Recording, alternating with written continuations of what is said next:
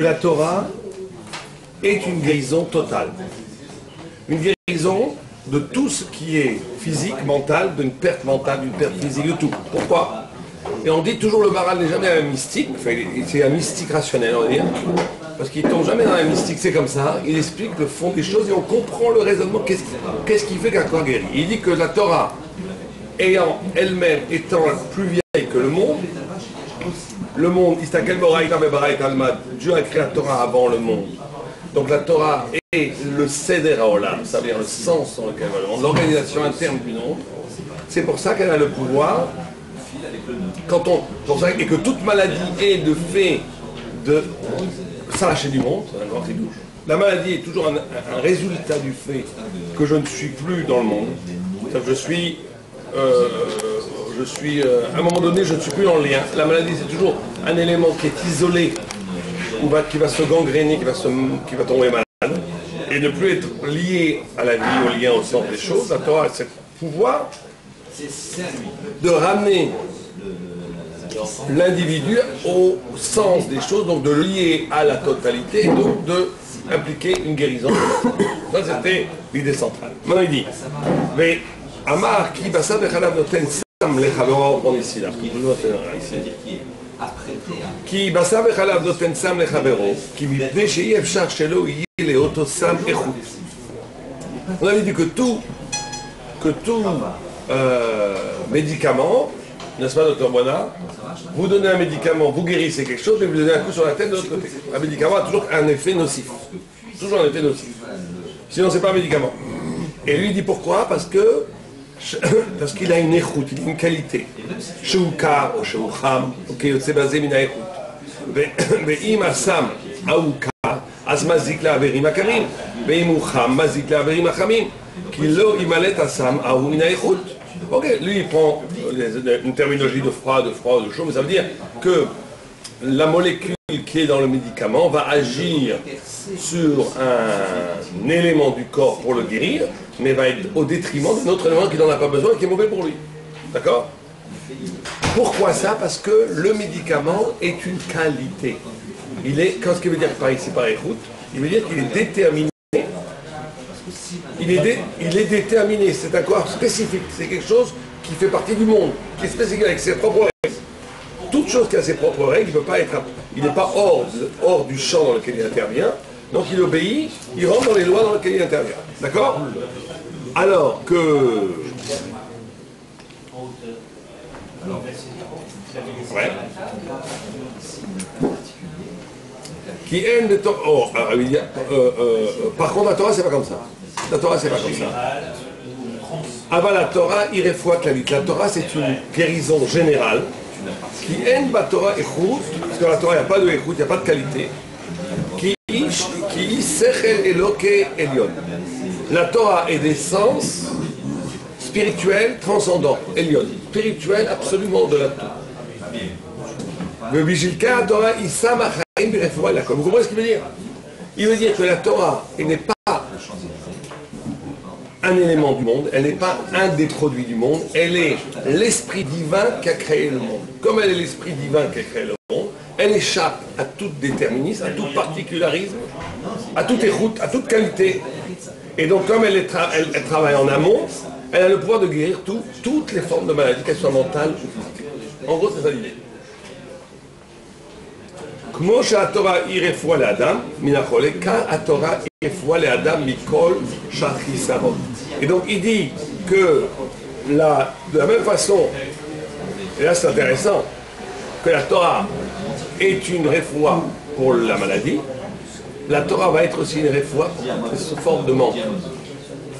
C'est-à-dire qu'il y a du manque. L'homme est créé comme un homme qui a besoin d'être rempli. L'homme, il est créé dans le monde, une des appellations de l'homme, c'est Baïe.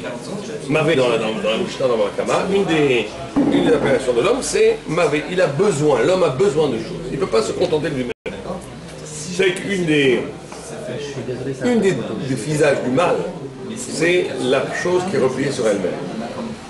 Quand quelqu'un est replié sur lui-même, c'est-à-dire quand une force est sans tripette, elle est que en elle-même. Quand quelque chose ne vit que par lui-même, quand on est la propre référence de nous-mêmes. Dans le livre de Kabbalah, c'est écrit, le Maharal aussi en parle très souvent, que les premiers mondes qui ont été créés par Dieu, c'était des mondes. Il y a quand même le pouvoir de la bouche et de l'oreille. La bouche, c'est celui qui génère des concepts, c'est ce qui vient de moi, c'est la vie, le jaillissement de la vie intérieure. Le jaillissement de la vie intérieure, c'est la notion de bouche. La notion d'oreille, c'est le fait d'écouter quelque chose qui vient de l'au-delà, qui ne vient pas de moi. Ça, écouter Shema Israël, c'est au-delà. Et un homme devient grand quand il a les deux. Il faut bien comprendre ça. Un homme, s'il n'est que écoute, il est petit, parce qu'il est petit, le va, il est doué. Il n'est que quelqu'un qui reçoit. Bon, c'est déjà pas mal, c'est formidable. Mais il ne fait pas confiance à sa propre génialité. Ce qu'il y a de génial en lui. Un homme qui n'est que génial, c'est affreux. Parce qu'il n'est que lui-même. La personne devient grand quand elle est en même temps géniale, c'est-à-dire qu'elle accepte qu'elle a des choses à dire, la bouche, qu'elle a des choses à produire, qu'elle peut dire ses chidushim, si elle sait les dire, c'est pas n'importe quoi. Après les années d'initiation, mais qu'elle inscrit cette parole dans une shmiya, Shema Israël, dans les deux en même temps. C'est la réponse qu'il faut donner aux gens. Dès qu'on dit aux gens, ils vous disent il faut faire tchouva, il faut faire la Torah. Ils disent pourquoi je dois faire la Torah? Moi je suis très bien comme je suis. Je suis un bon père, je suis un bon juif, je suis un bon mari, je vis très bien. Et d'abord, en plus, vous voyez les religieux qui en des fois ils sont moins bien que moi et tout. Des fois ils arrivent. Comment vous répondez à ça? Comment on répond à ça? C'est toujours ils vous disent ça les gens. Qu'est-ce que ça m'apporte la Torah? Je suis très bien comme je suis. Je suis un bon juif, je suis un bon gars. Bon, j'ai pas besoin de manger cachère pour être un homme. Dieu me comprend. Il faut leur dire, il faut dire, c'est exactement ce qu'on vient de dire maintenant. Il faut dire, tu as la bouche, tu as oublié l'oreille. Ça veut dire quoi? C'est-à-dire que c'est très bien, on ne dit pas que tu es très bien, tu es très bien. Mais tu as un bien qui va mourir forcément. Tu n'as pas d'avenir. Pourquoi? Parce que tu as un bien qui n'est que calqué sur toi-même. Tu es ta propre référence, tu es très bien, mais où est le bien qui vient de Dieu, le bien qui vient d'ailleurs? Le bien, c'est la rencontre des deux. Toi, tu n'es qu'à moitié de bien. Tu as un demi-sandwich. Tu vois? Et tu peux jamais arriver à une totalité si tu n'as pas les deux. Donc, il dit ici, donc il dit, c'est ça qui est extraordinaire, que l'homme est un manque. Donc en réalité, c'est très bien d'avoir de sentir le manque. Il dit, celui qui dort en 7 jours sans faire un mauvais rêve, c'est un chat. Celui qui ne fait pas de cauchemar pendant 7 jours, c'est un rachat. Pourquoi? Parce que celui qui est contenté, tout va bien pour lui, la vie est belle, c'est un rachat. Alors allez-nous. On est menacé par cette rachat. Pourquoi? Parce que l'homme, par définition, il ne peut pas. C'est ce que dit le Rambam. Le Rambam dit, ça ne suffit pas de croire que le Mashiach va venir. Il faut espérer le Mashiach. Il faut dire, c'est Adkan, Dai. C'est trop dur, c'est pas possible. Ça ne suffit pas de savoir que le Mashiach ici va venir un jour. C'est pas insuffisant comme Darga de Tzipita les choix. De croire, attendre le Mashiach, c'est pas qu'indigne de savoir que le Mashiach va venir. Même quelqu'un qui serait 100% que le Mashiach, il croirait que le Mashiach va venir, mais il n'attendrait pas le Mashiach. Parce que tout va bien ici, je suis très bien comme je suis, j'ai ce qu'il faut, la Ferrari, la voiture, le travail, l'amour, j'ai tout ce qu'il faut, j'ai besoin de rien d'autre. Et bien le Rambam, il appelle un kofer. Il dit que c'est un kofer véhicule. C'est incroyable. Ce qui est demandé aux hommes. C'est qu'on te dit tu ne peux pas être contenté. Donc on dit que l'homme doit ressentir un manque parce que justement l'homme, et ça veut dire quoi? Pourquoi il est un kofer? Parce qu'il est kofer de la grandeur extraordinaire qu'il a en lui, qui est niée par la banalité de la vie. Vous comprenez? Chaque juif, il a une dimension de Gadol. Chaque juif, il peut devenir un immense Mifracham. Chaque juif peut devenir un Moshe Rabbeinu. Chaque juif peut devenir un Eved Hashem, etc. Chaque juif doit devenir, et peut le devenir. Dès que tu es content et que tout va bien et que tu n'as plus besoin d'évoluer, c'est que tu as été coffert, tu as tué cette grandeur qui est en toi. C'est pas tout que vachement. C'est l'histoire racidique qui est vraie, je ne sais pas si elle existe, en tout cas elle est vraie en son sens. Où il y a un homme, un jour, il arrive au paradis, et on lui dit, tiens, un rotser, tu vas être jugé pour meurtre.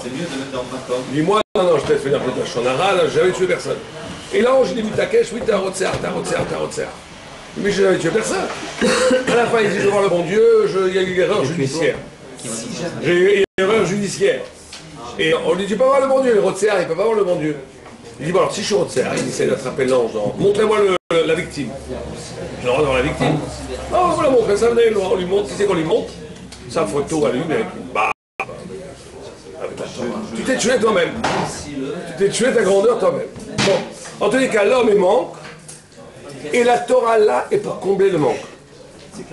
La Torah est là pour combler le manque. Comme tu dis, car la Torah irefou ale Adam, mikol shach hisaron. Mais kasher Adam היה מקבל שינוי, והתורה מחזירה אותו על הסדר. אשר הוא חיסרון לאדם, כי בתורה נברא העולם, ובא סדר השם יתברך, הכל בסדרו הראוי לו, כמו שהתברא, ולכן על ידי התורה הוא חוזר את סדר הראוי, ומפני שהתורה נברא העולם, כך כאשר יש חיסרון בבריאה, יושלם על ידי התורה שהיא רפואת כל הגוף. C'est très simple, il revient toujours dans sa logique. Il dit la seule chose, le fait que rien n'est irréversible dans le monde. Pourquoi est-ce qu'on dit, on a l'impression que c'est un peu raciste ou mystique, on dit un juif peut faire tchouva, un goy peut faire tchouva. Pourquoi pas plutôt? La tchouva c'est un mécanisme psychologique. Tu as fait du mal, tu regrettes, Dieu il te pardonne. C'est que la tchouva ça suffit pas de faire du mal, genre, ce que tu as fait c'est irréversible. Ce que tu as fait c'est fini. On n'a jamais vu quelqu'un qui tuait quelqu'un, il fait tchouva là qui revit. Donc comment tchouva elle marche? Comment on peut faire tchouva? Ben, une des raisons, c'est parce que justement, c'est pour ça qu'il n'y a que le juif qui peut avoir une tchouva, une capable de tchouva. C'est parce qu'il se lie à la Torah dans la tchouva. Et la Torah, comme elle est à l'origine du monde, elle a créé le monde, elle peut remettre chaque chose à sa place. C'est comme le logiciel premier qui va pouvoir, s'il y a quelque chose qui est cassé, il peut toujours le réparer parce qu'on va toujours en amont. Alors que si on n'a pas la Torah, on est tout le temps un train en retard, on est dans le monde tel qu'il est fait, on ne peut pas changer les choses qui ont été faites. C'est la Torah qui permet, parce qu'elle est justement plus fondamentale, plus originelle, plus vieille que le monde, qui permet que quand on a fait une bêtise, de pouvoir réparer. Voilà, l'homme il peut mécaber la chinouille, l'homme il a la liberté de faire le mal, de sortir du chemin, de casser des choses, et la Torah est là, comme pouvoir, comme c'est elle qui génère la vie et génère le réel et génère le monde, elle peut réparer. Mais on apprend de là que ça ne suffit pas de faire tchouva, il faut faire une tchouva dans la Torah. C'est qu'il faut donner un caractère toraïque à cette tchouva. C'est pour ça qu'il faut faire du moussa, et c'est pour ça qu'il faut réfléchir à la Torah. Ça ne suffit pas quelqu'un qui s'énerve, je ne vais plus m'énerver. Même si c'est une tchouva, ça ne suffit pas. Il faut réfléchir avec le Rambam, pourquoi le casse c'est mal, la Vodazala. Il faut faire une tchouva à partir d'une réflexion toraïque. Donc ça fait là ça donne une vraie prise. C'est que la conscience toraïque qui va permettre, une conscience bâtie par des concepts de Torah, qui va permettre un vrai retour, qui va permettre un vrai éloignement de la faute, et une possibilité de dépasser la nature. Parce que si on est dans un rêve, pour ça que moi je suis assez contre tous ces aides, il y a plein de gens, c'est très à la mode en Israël. Ils utilisent la psychanalyse, la psychologie, énormément de trucs comme ça pour... c'est très à la mode, c'est pas... C'est terrible d'ailleurs. Vous avez même dans les écoles les plus fous, je parle, les froumeurs des froumeurs. À part peut-être les cartes, je me vois dans le monde d'Italie, le monde normal, dans toutes les écoles, ils ont enseigné la psychologie, l'enfant. On n'a jamais vu ça. Ils ne se rendent pas compte qu'ils introduisent dans le cœur même de la Torah quelque chose qui est du monde et donc qui falsifie dans les sens mêmes. Ça a l'air d'être la même chose, c'est pas la même chose. C'est pas du tout la même chose.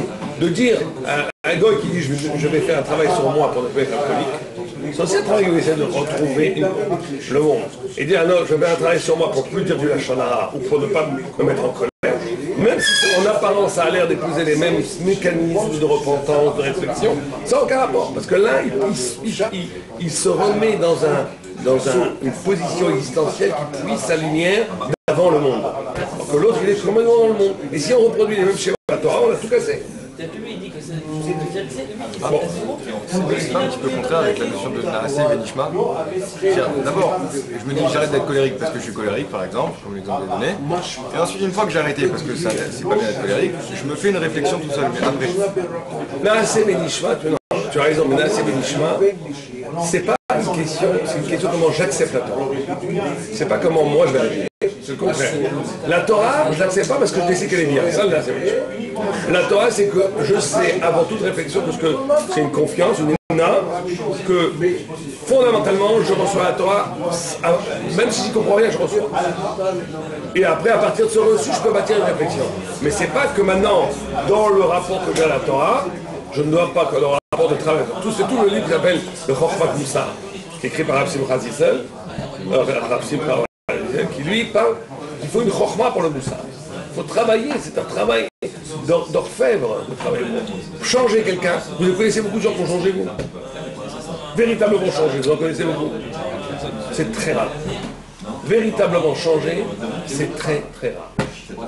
Pourquoi? Parce que l'homme, il suit sa nature. Mais on ne peut changer que si justement on rentre dans un mécanisme qui est méta-naturel, qui s'appelle la Torah. C'est pour ça que l'étude de la Torah, c'est pour ça que c'est très difficile quelqu'un qui n'étudie pas la Torah à fond. La méloute dans la Torah, la atmada dans l'étude, elle donne une énergie spirituelle qui permet, comme le feu dans le fer, de changer les choses. Mamache comme ça. Comme vous mettez du fer, vous ne pouvez pas le bouger. Vous le mettez dans du feu, ça devient fluide, on peut le former. Et bien, c'est que le feu de la Torah qui peut faire ça. Sans la Torah, on ne peut pas changer. On peut s'abstenir un peu de faire trop de mal, on peut essayer, on ne peut pas changer, c'est impossible. Moi, j'ai jamais vu quelqu'un changer qui n'était pas un Ben Torah, mais véritablement changer. Ça n'existe pas. Comment? Oui, mais si on est dans un rythme social qui n'est pas thoraïque, c'est très difficile. Même quand on étudie, c'est nécessaire, mais c'est pas suffisant. Mais on peut être à fond là. Comment? Non, mais c'est une question de... Mais même dans le monde de l'étude, c'est très... Même la Tmada aujourd'hui, c'est dur. Oui, on peut être complètement dans la Torah sans complètement changer. Ça s'appelle Level Bereshut Torah. Mais est-ce que les expériences de vie, elles ne transparent pas plus que... Tout à fait. Mais j'avais un rave qui disait, qui disait, on ne peut pas commencer à goûter le goût de l'étude. Et donc le goût de la spiritualité de l'étude qui fait que je vais pouvoir me changer un peu, à moins de 6 heures d'affilée, non-stop, sans téléphone, sans rien. Il y a peu de gens qui font ça aujourd'hui. 6 heures. 6 heures non-stop d'étudier sans s'arrêter, pas de téléphone, je ne réponds pas, on ne répond pas. Au moins 6 heures. Là, ça commence. Là, on commence à rentrer, c'est comme la fusée. Il faut un certain temps pour chauffer le moteur avant qu'elle démarre.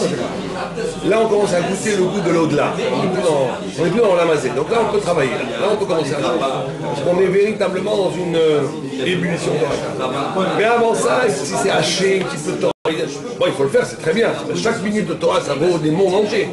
Mais pour véritablement faire un travail de changer la Atmada, alors si on travaille, qu'on n'a pas le temps de faire 6 heures d'affilée, il faut au moins que les 2-3 heures qu'on fasse, elles soient non-stop. Une fois, il y avait le Rav Chaim Kanievski, on était le voir. Il y avait une yeshiva où il y avait plein d'actes antisémites. Je crois que c'était Gaëtzel, mais je ne suis pas sûr. Je ne vais pas dire la chose. Tu regardes un Beth Midrash, non, c'était pas Gaëtzel. Un Beth Midrash qui était dans le danger, il y avait plein de skinheads autour et tout. Ils ont été voir le Rav Chaim Kanievski. Il a dit, si vous étudiez la Torah, vous risquez rien. Il dit, est-ce qu'on doit se déplacer, partir, quitter l'endroit?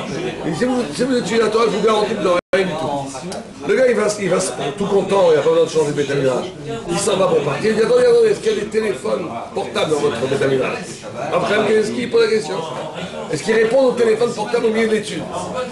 Il a dit, oui. C'est comme ça, je ne prends aucune achaïm. Il dit, c'est comme ça, je ne prends aucune responsabilité. C'est possible que demain, quelqu'un se fasse tuer ou tabasser. J'ai rien dit. J'ai rien dit. C'est-à-dire que vous comprenez que ça veut dire, c'est pas que le portable, on s'en fiche du portable. C'est qu'on fait entrer le lamazé dans le métaminage, donc c'est pas possible de dire que ça protège. Stop. Alors il dit ici. On fait encore 5 minutes, donc il continue, il dit, mais caché Adam Aya, mais qu'avec Chinou, il y a Torah Mahzira Otto, on a vu ça, qui a Torah, on a vu tout ça. Ça, d'accord, que j'attends, là, on a vu. Mais יש לבאש כי מאמר הזה, רוצה לומר, כמו שהתורה מחזירה חולי הגוף אל סדר, כמו שהתבהר, כך התורה מחזירה אנשי חולי הנפש על סדר. Bon, je ne sais pas pourquoi il y a besoin de ça, ça me paraissait évident, encore même plus évident. Il dit de la même façon que la Torah, elle guérit d'une déficience physique, elle guérit aussi une déficience mentale. Alors que nous, t'es parti. Ouais,